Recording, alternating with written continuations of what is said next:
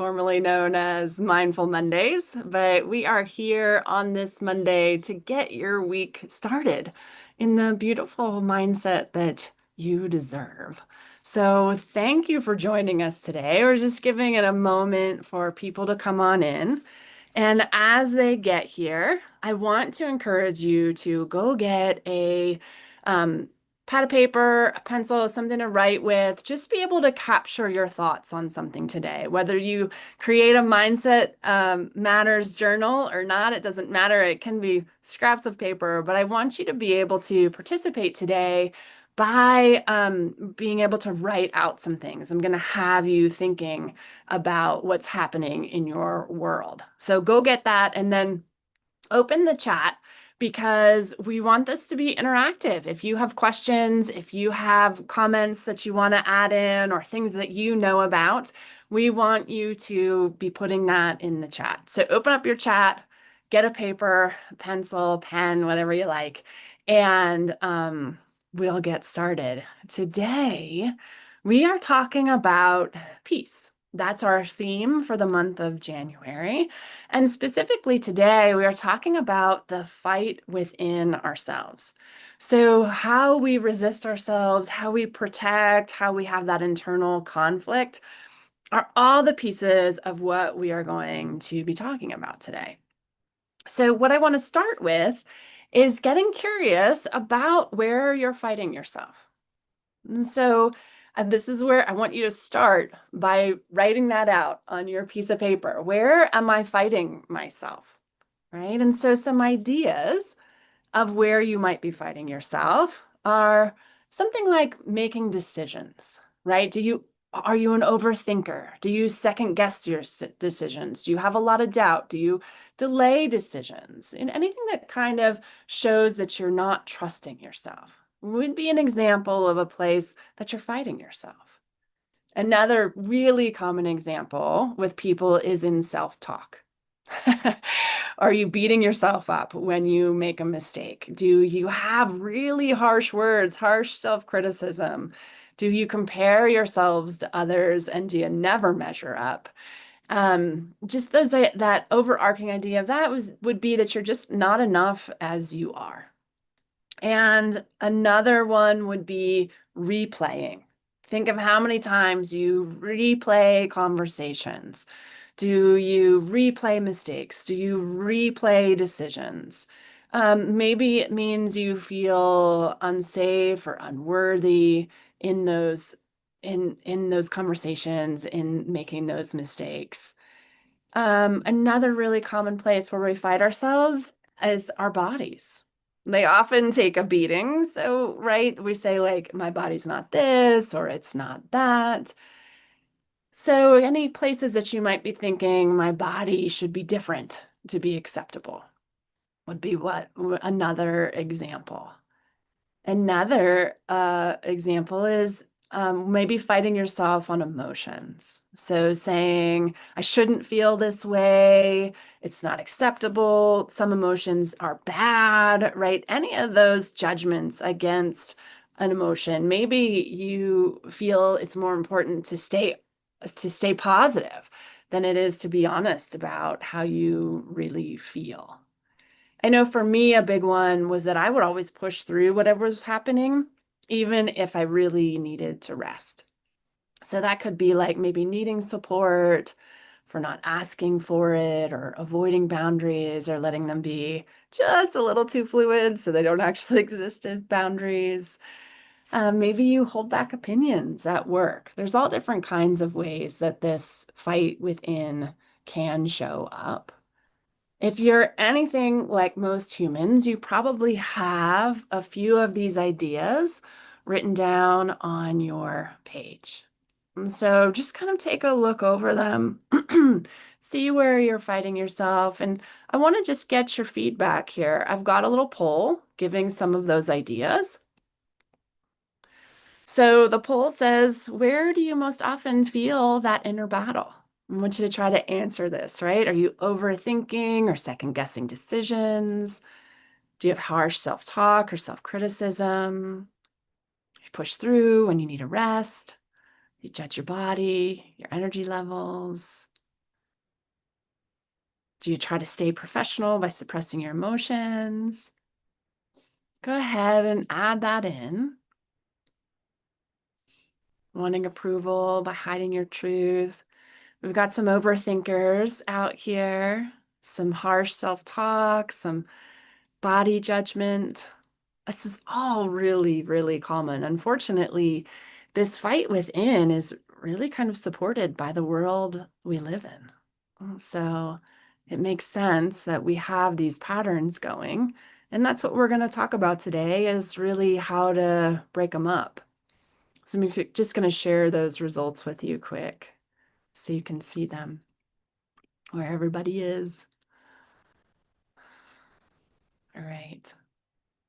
So likely in just what I've talked about today, you've already got some things stirred up, right? This fight within and how that really plays out. So what I want you to do just to get started today, to bring ourselves back to this room instead of in that fight, I want you to put a hand on your heart and a hand on your belly. And we're just going to take a moment to find the breath. So maybe just for 3 breaths, I want you to notice your inhale.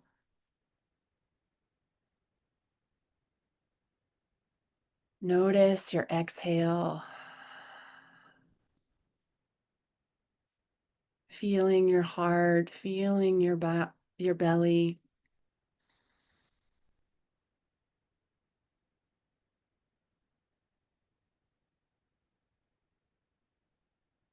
I love using that trick of 3 breaths because hopefully you're feeling how that just can take some of that fight, even that simple idea, and just bring some of your system down out of it. So, what I want to talk about is what this fight takes from you. So it takes your peace, right? You can't be at peace. It takes a lot of energy to keep up the fight like this. It takes your motivation, confidence, and connection with others can be, damaged by this, your clarity, your enjoyment of your work. And so that's a big sacrifice that we're giving away in this practice of fighting ourselves. And it's interesting when we talk about fighting ourselves, right? It makes it sound like there's at least 2 of us, right? If you can fight yourself. And so what I talk about with my clients is often we talk about different aspects of us. And I'll find myself saying something like, so imagine that you could go sit with you, this other part of you that feels this way. And why that's so powerful is that it can bring in the aspect of the observer. So you really get to start to notice how these different parts of you are acting. And we really do have all these different aspects of us or all these different parts of us. I like to kind of imagine it like there's a bus and you're the one driving the bus and then all these other versions of you are back on, sitting in the bus. And occasionally they can kind of come in and start driving the bus.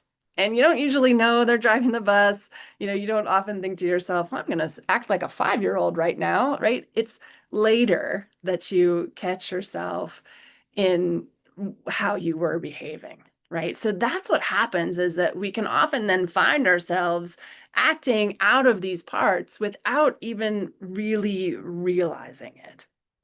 So I love this idea of all the different parts and aspects of us and how they interact to create our lives and how some of them operate on really old patterns or beliefs, right? Like if that 5-year-old is really scared, then that can drive some of what happens for you in this life. But when we bring attention to it, that can all start to change. And there's an incredible book. It's called No Bad Parts.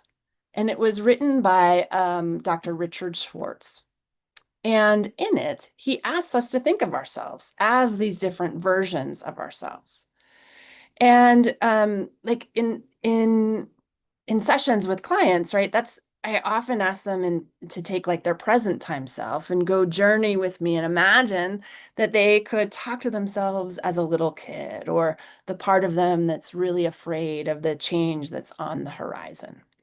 So we've all got these parts of us, and some we like, and some we don't prefer. But in his book, No Bad Parts, you can probably guess just by the title that Dr. Schwartz makes the case, and I wholeheartedly agree, that there are no bad parts. They all deserve our attention, our compassion, and our curiosity. So Schwartz has this great quote. He says, wholeness comes not by rejecting parts of ourselves, but by welcoming all of them back. So today, I want to invite you into this idea of welcoming these parts back, the idea of being whole through wholeness. And just when we think about the energy that we're losing to the fight, the confidence that we're losing, the connection that we're losing, and instead, this possibility of wholeness. It's a core feeling that I intentionally cultivate, trying to feel whole. For me, it feels like all these parts kind of zip back together, and I'm like, oh, okay. So I know the idea of feeling whole is a bit abstract, but it's just something I kind of want to plant the seed for. And how no part of you would be left out. There would be no part to fight if you were whole. So hopefully that makes some sense. Pop in the chat if you're lost and you're not sure how this could all work. But really what we're looking at is what fights you might be able to put down. And the first step we're going to use with that, we already actually used. It's curiosity. Okay, so we're asking ourselves, where am I fighting myself? And then why? Why are you fighting yourself? What part of me am I telling is not welcome here? And then from curiosity, our second step is going to be compassion. So, can you understand why this part of you is doing what it's doing? Schwartz would argue that it's often trying to protect you. So, and we're just going to ask, like, as this observer role, as this part that's separate from this part, with this new understanding, what do you notice? And why this awareness, why this is important is just adding in that idea of observing and finding the different drivers of the bus and welcoming them rather than shaming them or judging them. Because the most amazing thing starts to happen when we welcome them back in, when we stop resisting, they don't need as much attention. And it's like they start to drive the bus less. You know, there's a great spiritual line that says, what you resist persists. And so the more that we resist these parts, the more they are going to try to get our attention. So I wanted to give you a little example from my life. I've got this part of me that is really can get really controlling. It's often when I'm scared, and she can drive me and the people around me nuts. And she takes so much energy to try to hold everything together when nobody's even asking me to hold it together. And for the longest time, I just wanted her to stop. I'd feel bad about doing something controlling, or worse, I wouldn't even know that I was doing something controlling. I'd beat myself up, right? I'd criticize myself. But in parts work, once I got curious and started to understand that this part of me was just scared, I could bring in compassion and say, okay, it's understandable that when I was young, I lived in this really unsafe situation, and I turned to control to try to keep myself safe. And in that compassion, you kind of get yourself in this new way. You're like, okay, it makes sense that I'm on that way, that I am that way. And what do I want to do about it now? In my situation, I can remind myself that I was safe. In 99.9% of the time, I was safe, but my mind was creating some drama for me. So I could just remind myself that I would save was safe, and then that part of me wouldn't feel like she had to drive the bus, and my system could relax. And that part didn't have to work so hard. So my take on a lot of people that I work with, and I'm just watching our society today, is that most people are not compassionate enough with themselves. We're much more practiced in that harsh self-talk than we are in talking to ourselves with compassion. And so my rule of thumb for this and my advice for you is if to cultivate a voice that sounds like your best friend or what you would say to your best friend. So if you wouldn't say it to your best friend, you're no longer allowed to say it to you. And if you could ask yourself, well, what would like this person who really loves me say?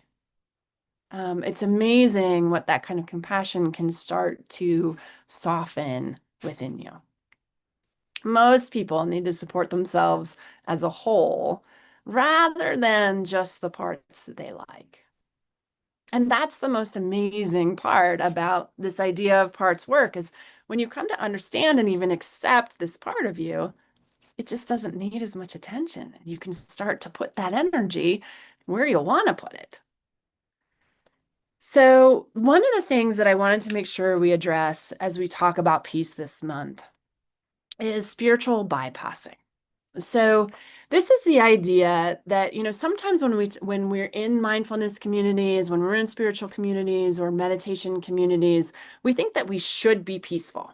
And so there's kind of a part of us that just pretends we're peaceful.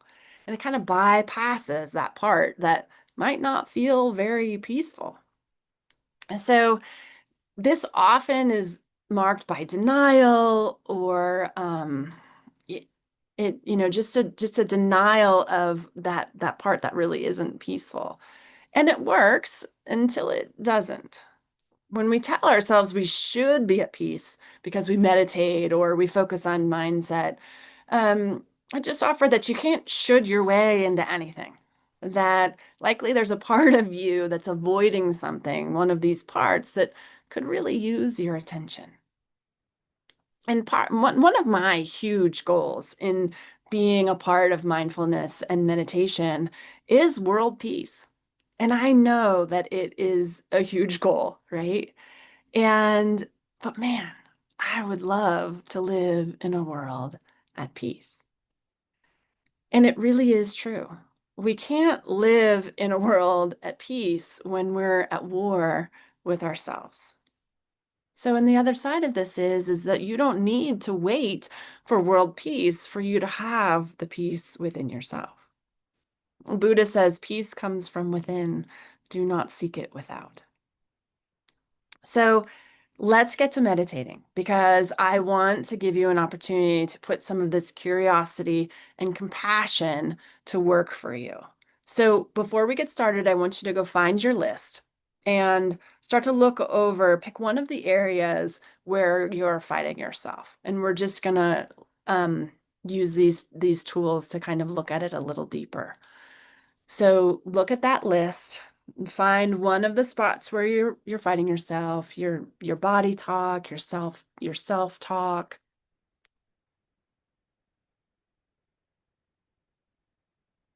And then when you're ready, I want you to close your eyes and just find your breath.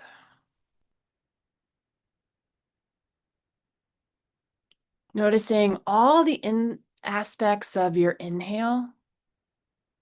What does it feel like as the air comes in your nose and fills your chest and maybe into your belly?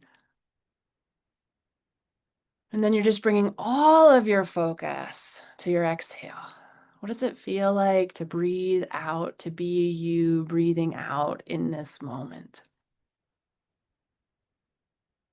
Notice if your brain is trying to pull you in a different direction and bring your attention intentionally to the breath. Your inhale, your exhale.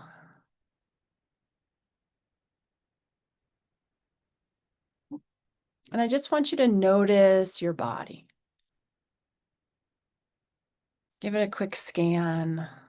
What are you feeling? Are you feeling tight or relaxed? What signals is your body giving you?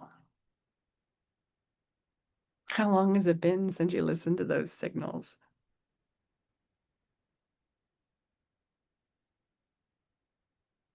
Let yourself settle in to where you're sitting.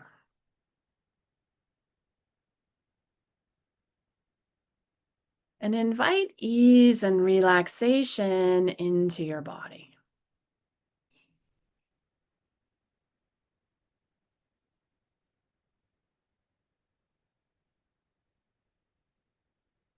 And see if you can deepen your breath to give your body the signal that in this moment you don't need to hurry. And just bring your attention to your belly with a big, deep belly breath.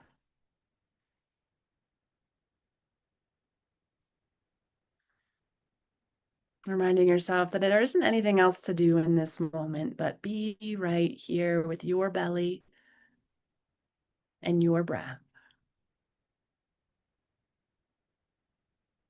And then bring your attention to your heart. Bring all of your focus to your heart space. Say hello, heart. And just notice what you notice here.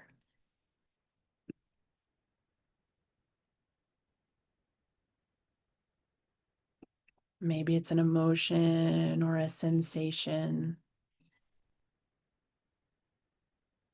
Maybe it's just you. This is the heart of you.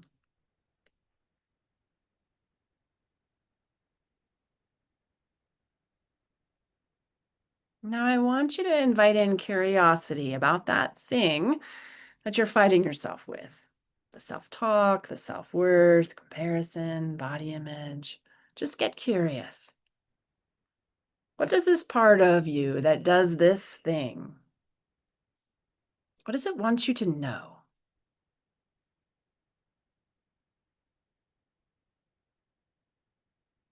Imagine that you could talk to yourself here. Does it think you're not safe? Is it trying to protect you from something?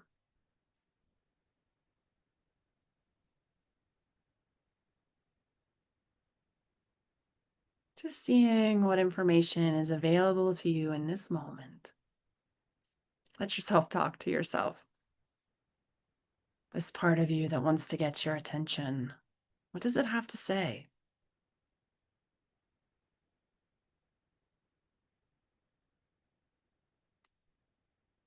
What are you maybe trying to push away that might actually be asking for your attention?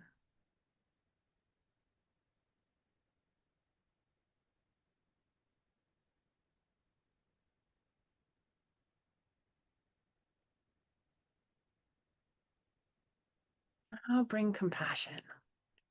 Can you say to yourself, God, it's understandable that I created this protection, that I am this way because fill in the blank. Bring that compassion to this innocent part of you.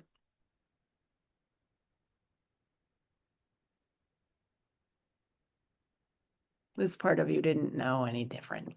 It's doing the best it can.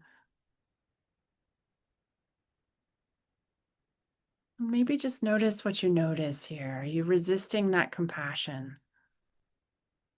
And imagine that you could bring compassion anyway, even if you feel like this part of you doesn't deserve it. There are no bad parts. Everyone and every part deserves more love.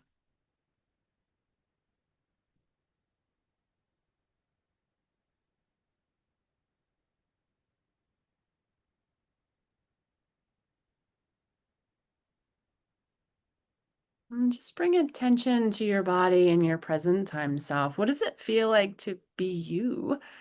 And give some attention to this part. Does that part need anything from you? What does it feel like in your body? Is anything happening?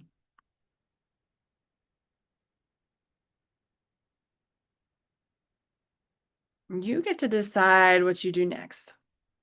Continue the conversation, offer reassurance, make an intention to notice when this part is driving your life.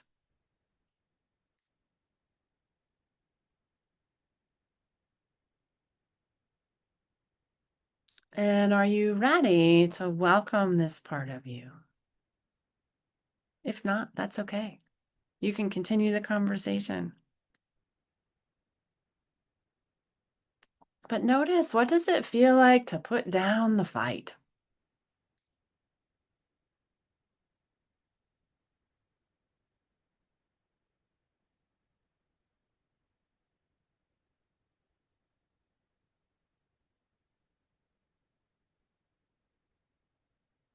And then consider,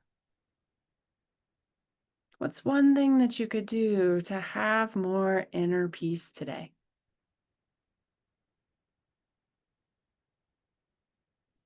I want you to imagine that there is a spark of peace in your heart.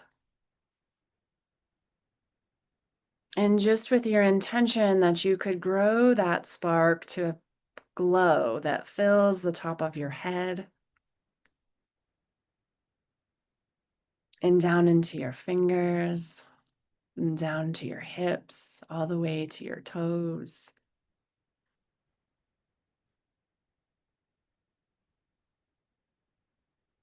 Take a big, deep breath in peace.